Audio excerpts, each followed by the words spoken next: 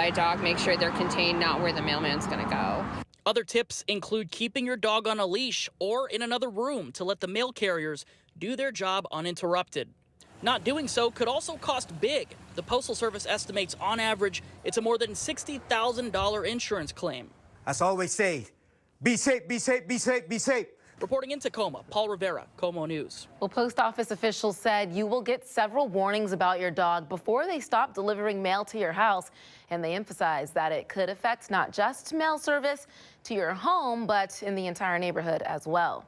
Well, the KOMO drone team capturing this video while flying over the University of Washington. There's Husky Stadium there in the distance, Seattle's Montlake neighborhood just looking great. A clear day when that video is taken, Theron, and it looks like we'll have more of that today.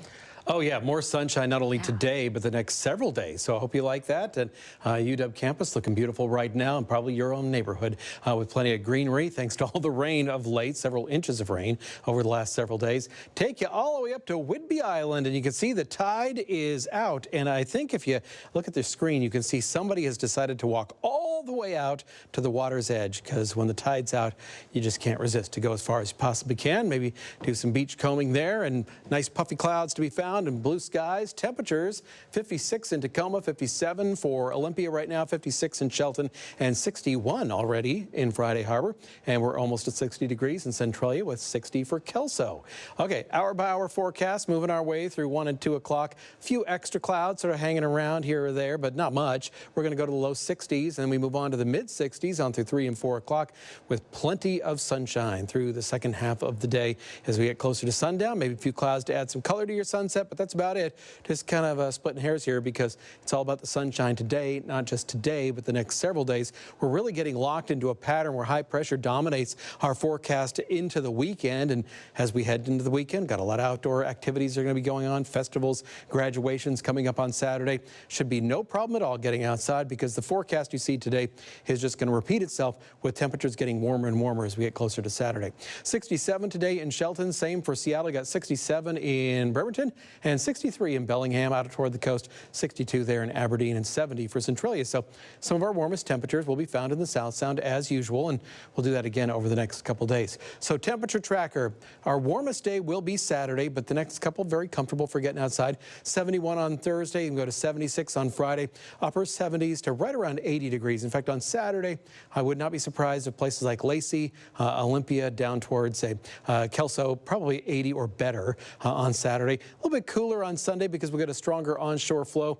This time of year, now that we're into June and getting closer to summer, what we'll do is find that onshore flow in the morning, bringing us some marine air, and then we'll reveal afternoon sunshine. So that's sort of our natural air conditioning once we get into June, July, and August.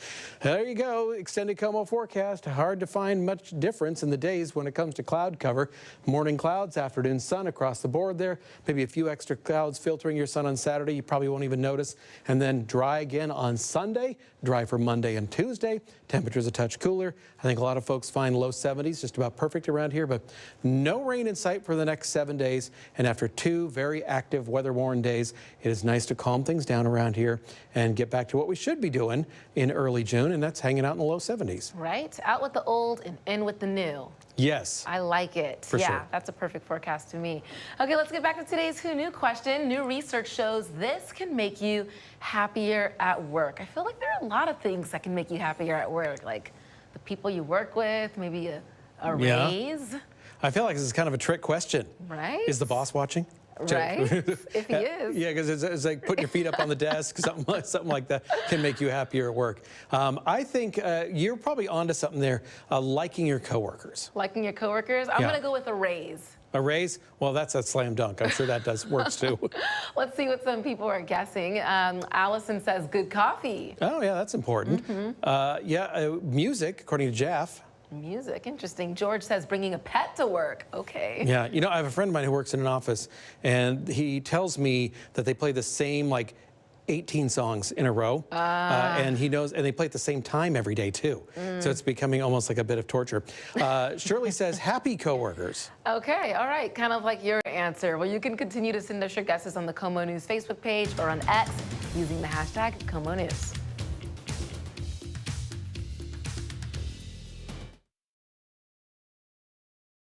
Optum is here for all your primary and specialty care needs. In person at over 45 locations and virtually 7 days a week. Our care teams have been favorites in this community for 100 years. From Tacoma to Bellingham, healthier care is here. With the start of summer just 2 weeks away, doctors reminding people certain medications can make a person even more vulnerable to higher temperatures. Some medications that can cause heat intolerance include diuretics, heart medications like blood pressure drugs, antihistamines, decongestants, antibiotics, antidepressants, and antipsychotics. Medications that decrease the body's ability to shunt blood out to the skin and then sweat off that fluid to help release a lot of that heat. That's really why they predispose to heat illness overall. Doctors say it's very important to stay hydrated when it gets hot outside. Heat can also degrade medication. Experts say to make sure to store medicine away from sunlight in a cool, dry place. A brain tumor can significantly affect a person's quality of life, not just length of life. There are different types of brain tumors and ways to treat them. Primary brain tumors are those that originate in the brain, like glioblastoma and others. Metastatic brain tumors originate in other parts of the body, then migrate to the brain or spinal cord. Patients that present with brain tumors can present sometimes with a long history of headaches. And the headaches, instead of improving or instead of being up and down, they keep getting worse and worse and worse. Seizures and sudden collapse are other symptoms of brain tumors that warrant immediate medical attention. Diagnosis requires brain imaging with an MRI brain scan and an exam by a neurologist or neurosurgeon. Treatments can include surgery, chemotherapy, radiation therapy, or a combination. For surgical removal, the patient may remain awake depending on the tumor's location and symptoms. If they are near speech or motor function, we can map those cases. We can keep the patients awake and do very significant and safe resections. Around 25,000 people in the U.S. were diagnosed with a brain tumor last year. A hate crime is under investigation in Seattle's Greenwood neighborhood after someone threw a rock through a Jewish family's window. We speak with the victim about what happened and what's next.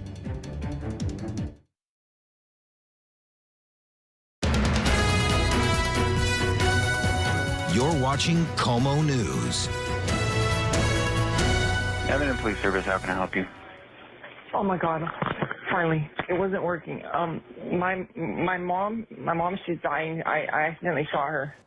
That fake 911 call made by a Western Washington man who called himself a cyber terrorist. He's now headed to federal prison.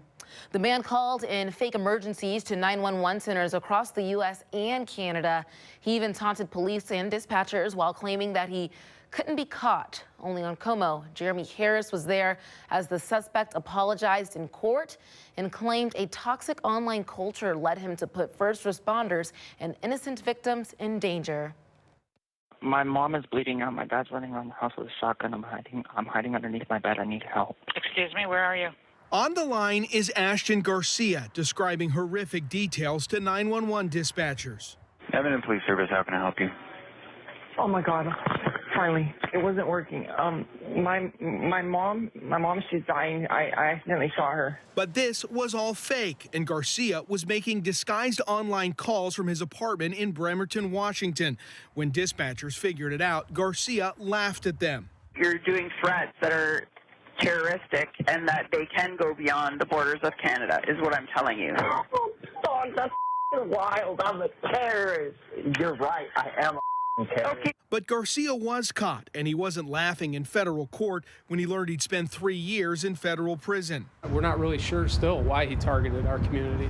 Commander Daniel Grispino of the Shaker Heights, Ohio Police Department came to Tacoma to attend Garcia's sentencing. With these incidents, you can't just have it a slap on the wrist. Grispino talked to Garcia during a fake hostage situation in 2022. He was basically taunting and mocking us that day. It was a hoax.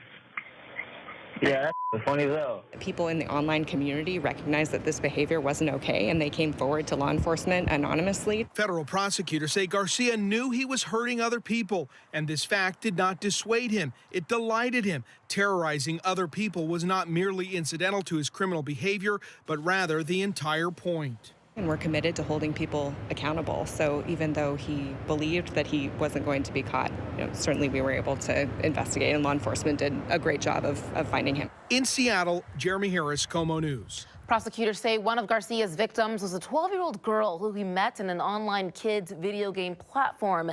He then messaged her on another app before targeting her family. We are hearing from the family of a woman recently killed in a shocking and horrific chain reaction crash. It happened Sunday near the West Seattle Bridge. Troopers say 29-year-old Shanique Dickens had pulled over on I-5 after her car stalled when she was hit by a motorhome. As paramedics treated her, a suspected impaired driver plowed into the ambulance, causing a pileup that killed her. Friends say she was all smiles all the time.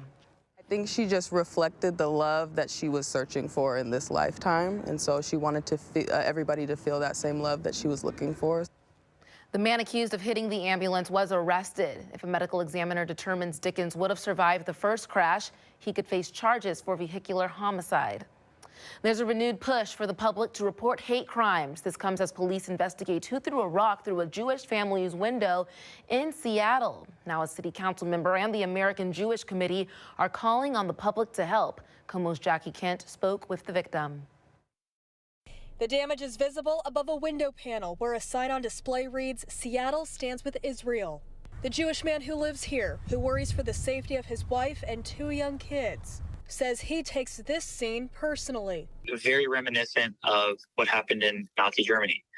If you remember Kristallnacht, a night in Germany where all the Jewish businesses' windows were smashed, and here is my house having its windows smashed. Seattle police confirmed they responded to the reported hate crime in May and found broken glass and a rock in the home. The victim tells us his wife took this photo of the damage. They estimate the rock was the size of a couple softballs. We're horrified by it. American Jewish Committee Regional Director Regina Sastu-Friedland noted concern over threats and acts of violence in Seattle amid tensions from the Israel-Hamas conflict. This comes just weeks after UW's president urged the disbanding of a pro-Palestinian encampment amid reports of anti-Semitic speech and signs. I think that a lot of these things are getting empowered by some of the protests. City Council member Kathy Moore at Monday's public safety meeting said hateful acts like this one will not be tolerated. Since that incident, I have had several Jewish constituents reach out to me with concerns. She and the AJC are calling for witnesses to report any hate crime to help catch those who are responsible and as a general deterrent. And while this window has since been fixed, the impacts of what was reported here are long-lasting. At the end of the day, we want our neighbors and our community to stand with us because we can disagree, but violence and hate has absolutely no home in Seattle or anywhere else. Jackie Kent, KOMO News. The victim says he is hesitant to return his sign to the window for now, as there has been no word of an arrest. Seattle Public School officials answering questions from parents about a plan to consolidate 20 elementary schools. During a virtual meeting last night, officials said schools and students would be evenly distributed throughout the region and they'd have more stable staffing under the plan. One parent shared concerns over the few special education and early education buildings in the district. Here's what the district said. We have intentionally looked at capacity and just created a design wherein in our K-5 schools, we have space for both intensive special education services and potentially for preschool and perhaps before and after school care as well. Superintendent Brent Jones says they're currently working on a presentation to make to the school board, adding there could be more public hearings in the future. The Seattle City Council has increased the proposed transportation levy to just over $1.5 billion. It's already the biggest property tax increase request in city history, and proponents argue it should be even larger. KOMO senior reporter Chris Daniels pressed the council on whether that number is too big. The corner of Olive and Minor between downtown and Capitol Hill is a pedestrian thoroughfare, a place where last month one person died in a hit and run. We need to put more money towards transportation. Emma Zuccotti works nearby and believes the city should spend more on safer streets. We need to work on repairing the roads. I think that the potholes make it really difficult. And I think people are excited, Chris, about pothole basics. That's why Councilmember Rob Saka believes a proposed transportation levy should be bigger than the one proposed by Mayor Bruce Harrell. He's added to it, saying Seattle needs more sidewalks, and yet more sidewalks. With a $1.55 billion property tax levy over 8 years. That would be 70% higher than the expiring transportation levy on a median home. Although the King County Assessor's Office told Como News it has difficulty verifying Seattle's levy math. How big is too big? Yeah, I think we're at the space right now. It's not even slated to fix all the bridge needs. Yeah. So you're absolutely right. Yet Saka quotes a Northwest Progressive Institute poll suggesting a majority of voters want an even bigger levy to take care of basic infrastructure. Are you willing to pay for that? Absolutely. I think that if you own property, then you need to pay for the area you live around. There is a trickle down, right? The taxes are not why renting is increasing. Voters will decide this fall whether to walk it back or allow the levy to cross another milestone. I'm Chris Daniels, Como News. Councilmember Saka is hoping to finalize the exact request by early July for a November vote. It felt like very spiritual in a way because it's like you're watching somebody ascend, right? Literally ascend into the heavens. A Renton woman sharing her emotional story about why she chose space as the final resting place for her late husband. And as we go to break, here's another look at today's Who Knew question. New research shows this can make you happier at work. You have a few more minutes to get your answers in.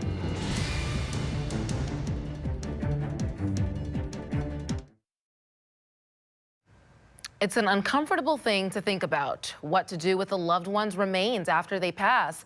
There are all kinds of options, from scattering ashes somewhere special to cremation jewelry. But have you ever heard of a space burial? As Como's Kelly Koopmans reports, for one Renton woman, it was an out-of-this-world option. Yeah, and then I'll add another one. To step inside Uli Corner's Renton home is to get a glimpse into her universe. Knitting keeps her hands busy. And there's something positive that comes out of my stress and anxiety. While Star Trek takes her imagination to the cosmos. The show is a favorite of hers and of her late husband, Jeremiah. So this was 4th grade.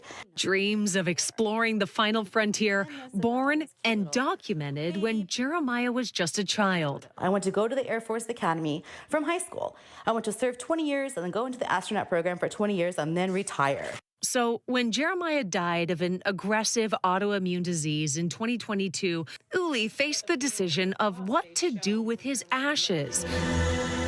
That's when she found Celestis. I looked it up. I'm like, space? I can shoot him into space? Celestis provides memorial space flights. Think of it as a space burial, a small amount of cremated remains loaded onto a rocket and launched. Packages start at about $3,500 to launch to space and return to Earth, and go up to $13,000 to put ashes on the moon's surface, or, as Uli chose, launch into deep space. And so then I thought to myself, like, if he was alive, I would be like, honey, would you like to keep your car? Do you want to go to space? Space. So then I sold his car and sent him to space. The idea of a space burial, and specifically cremated remains on the moon's surface, is controversial. The Navajo Nation said doing so is, quote, a profound desecration of this celestial body revered by our people. Celestis CEO Colby Youngblood told me this. If we acquiesce to one belief, then that sets a precedent that I don't think that space in general, the space community and the space industry wants to set that precedent. Ultimately, January's lunar mission failed. 4, 3, we have ignition. But Jeremiah's deep space launch was successful. On January 8th of this year, Uli was in Florida when the Enterprise mission took off. The remains of 150 people, astronauts, civilians, even Star Trek stars on board. It was awe-inspiring, just to see, it's like to actually see. It felt like very spiritual in a way because it's like you're watching somebody ascend, right? Literally ascend into the heavens. Right where he said he wanted to be. One of the things I wrote on his memorial was that I give you the universe. I loved him that much. And so I wanted to be able to do that for him. Kelly Koopmans, Como News. Each mission is able to be tracked in real time on the Celestis website. They've launched 20 Memorial space flights. The 21st scheduled for next month. How about that there in space burial? So cool. Yeah, and just going on and on and on, forever and ever. Forever, living amongst the stars. Yeah. Around here, it's the sunshine we're living among. We got sunshine today. Sunshine, not only today, tomorrow, the next day. Better get used to it. Blue skies, you can see here up at Mount Rainier National Park. Tatoosh Range there, jaggedy peaks, and a few wispy clouds. Coming up in your extended Como forecast, just how long you have to wait before temperatures get to near 80 degrees.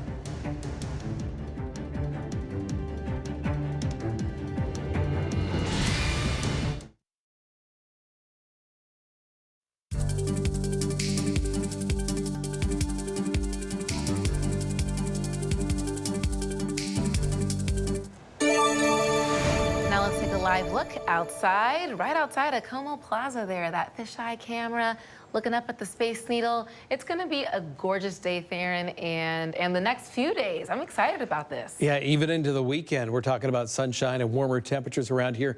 And I will say, I think we deserve it after a couple days with stormy weather. Pretty unusual for June, that first couple days of the week, but not like it now. This is how June is supposed to look. Lots of sunshine and just a few puffy clouds out there, some fairly calm winds, and what a beautiful day to be out on the Seattle waterfront. Our temperatures are climbing quickly. We're near 60 degrees in Seattle. We have 56 in Tacoma, 57 for Olympia, and 59 in Centralia. Wind speeds, remember yesterday at this time we were talking about how gusty it was? Not the case now. Futurecast, as we move our way through the day, more in the way of clearing out there. We're going to keep those clouds passing on by, but just high clouds filtering your sunshine. And take you to 7 o'clock tonight as we get closer to sundown. Probably just enough cloudiness in the high atmosphere to give us a little bit of color to our sunset tonight, but don't be surprised if it's just a grand one. If you can get near the water or just any place you get a good vantage point to the west, I would expect a pretty nice sunset. Now watch what happens overnight. Again, just some higher clouds passing on by, no rain expected. 6 in the morning. The possibility of a little bit of marine air moving in during the overnight hours. That'll burn away rather quickly. In fact, we'll probably get to our sunshine more quickly tomorrow than we did today because we're just pretty much done with that last system. A higher pressure taking over by 5 o'clock on Thursday. Yep, full on sunshine. Hard to find any clouds at all in western Washington except maybe over the Cascades and the Olympics, but that is it. Dry weather continues beyond that, even into Thursday night and into Friday, Saturday, Sunday. Just get ready for that very stable pattern around here. 65 in Everett, 67 for Bremerton. You got 69 in Shelton, 70 for Olympia, and 70 for Centralia. Out on the coast, our temperatures are going to be in the mid-60s to lower 60s. Again, clouds in the morning, sun in the afternoon is going to be the pattern tomorrow, but even less in the way of morning cloudiness as we go through Thursday. Temperature tracker, temperatures are heading up, 71 tomorrow. That means some spots in the South Sound will go to the mid-70s, and accordingly on through the next couple days, 76 on Friday, and some spots around, say, Olympia, Lacey, Centralia. Shelton will likely beat 80 degrees on Saturday under pretty much sunny skies, and then Sunday and Monday a little bit cooler because of a stronger onshore flow, meaning more in the way of morning cloudiness, taking just a little bit longer to get to your sunshine. But across the board, it's all about sunny skies, no rain expected. The only moisture you might get is out near the coast, some misty spots in the morning thanks to marine air, but really that's it. Staying dry on through Monday and Tuesday after a dry and pretty much sunny weekend. Temperatures a little bit cooler. Nothing stormy in the offing, which is some very good news. And this is what June should feel like and look Yes. like, right? Right on target. That upper 60s, lower 70s is pretty typical. It is decent. Okay, let's get another look at today's Who Knew question. New research shows this can make you happier at work. My guess was a raise. A raise. Yes. And I said liking your coworkers. That's a good answer, too. Okay, let's see what the answer is. Riding your bike to work. I can see that. Well, for me, I would be happier at work because I'm done riding. Right? I'm not that good of a bike rider. It's like a workout before you start your shift. Well, Sue Crinklaw and Scott Benner were among our viewers to send us the right answer. Maybe they ride their bikes to work. They probably do. Yeah. Before we go to break, here's today's America's Steals and Deals. The following segment is sponsored by Naki. It is so unfortunate that 1 in 3 women will be assaulted in their lifetime, and that is a very scary statistic. And that's why I love Bling Sting because you can feel safe and look fashionable all at the same time. And I insist that both my daughters carry this pepper spray because it's maximum strength and it has a 12-foot direct range. It also has a UV marking device that stains the target for up to 48 hours, which is really helpful for police to identify the attacker. That is really, really unique. And all it takes is one quick spray in the assailant's face to make them stop. It's also portable and it's easy to conceal, which I just did if you don't want anybody to see it. And they come in all these bright colors. They got camo too, so many patterns that you can pick your style and you can clip it anywhere. Like you can clip it to your backpack, you can belt loop, purse, wherever. And you know, this product gives me peace of mind knowing I'm protecting my daughters and myself.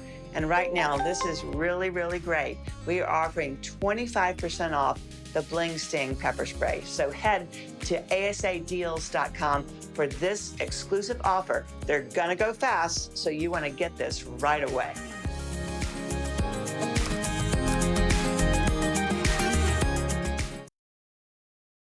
Hi, everyone. It is good to see you. Coming up on GMA3, the startling new prediction from the American Heart Association when it comes to your cardiovascular health. Plus, the exclusive conversation with disgraced former pastor Carl Lentz and his wife. Nightline's Byron Pitts is here with details. And everybody's talking about Baby Reindeer. A breakout star from the Netflix hit show joins us on the show's wild ride. And may the force be with you. We're getting a special preview of Star Wars: The Acolyte. Plus, deals and steals for Dad. It's all coming up on GMA3. We'll see you then. Well, the Seattle Mariners looking to extend their winning streak to 5 games when they take on the Athletics again tonight in Oakland. The Imps opening the 3-game series last night, getting on the board early. Ty France drives in J.P. Crawford and Josh Rojas to spot the Mariners a 2-0 lead. Luke Raleigh follows that up with a base hit to right, which brings in France. The Mariners picked up another run in the 4th. A Josh Rojas single brings in Dylan Moore. That would be all the M's needed to win this one, holding off the A's 4-3. First pitch for tonight's game in Oakland is at 6:40. Go M's. That's it for KOMO News at 11 a.m. I'm Tyra Majors. We'll see you back here at 3:30. You can always find us at KOMOnews.com and your favorite social media platform.